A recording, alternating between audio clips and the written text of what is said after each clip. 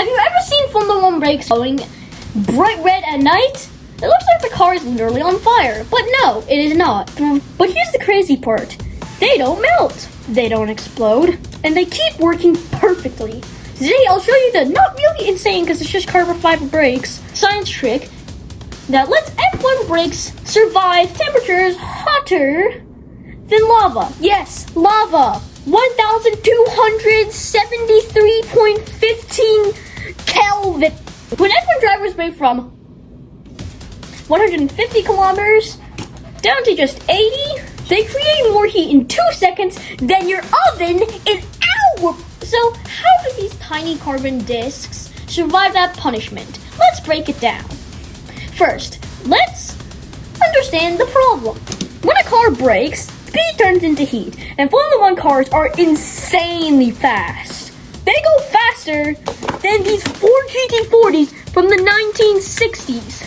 And let me tell you, they were pretty fast. 4,000 more RPM than this guy. And somehow, back in the day, in the 1980s, Formula 1 cars were faster than this guy.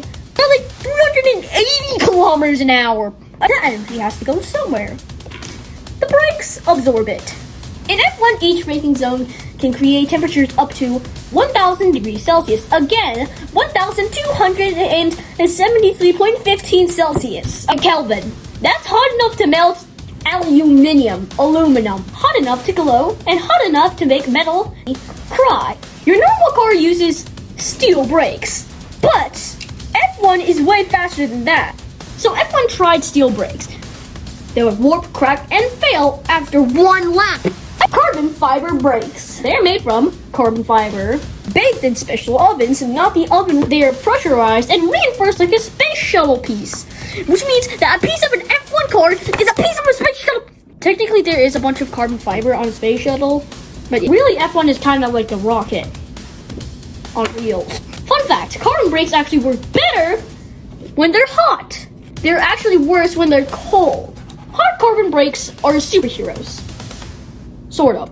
That's why drivers warm them up before racing. That's why formation laps exist. Also to warm up tires. How hot is red hot? Let's compare. Your oven at home, 250 Celsius, 523.15 Kelvin.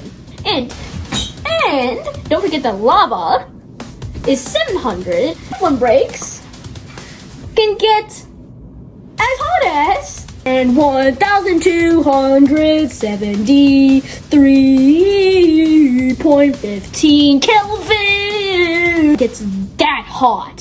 That means F1 brakes are literally operating at volcano temperatures. Now, this is a genius engineering part. F1 teams don't just rely on strong brakes, they also cool them on purpose. Each car has brake ducts, air channels, and internal ventilation holes. Air flows through the brakes like a wind tunnel. But that's not just random. Engineers designed the airflow shape millimeter by millimeter by millimeter. Too cold, brakes don't work well. Too hot, they nearly melt. So teams tune cooling like Goldilocks. Too hot? Oh, not too hot, not too cold, just perfect. Drivers also help controlling brake temperatures. If they brake too hard every time, they overheat the system. If they brake smoothly, they manage temperature better. That's why elite drivers are not just fast, they're heat managers, which is basically the brake asking Kimi Antonelli to please turn down the heat. And no, I am not roasting Antonelli, he's a really good driver. They literally drive with physics in their head. Here comes some mind-blowing fast brake facts. Or maybe 2,000 RPM brake facts. F1 brake discs are last only a few races. They glow brightest at night races like Singapore, Saudi Arabia, Las Vegas, the ice rink of Formula 1 this year, Abu Dhabi, and Qatar. F1 brake discs. One heavy braking zone can generate more force than a fighter jet landing. Some F1 brakes rotate over 2,000 RPM while glowing. And guess what? That's only 4 times less than this guy when he's driving.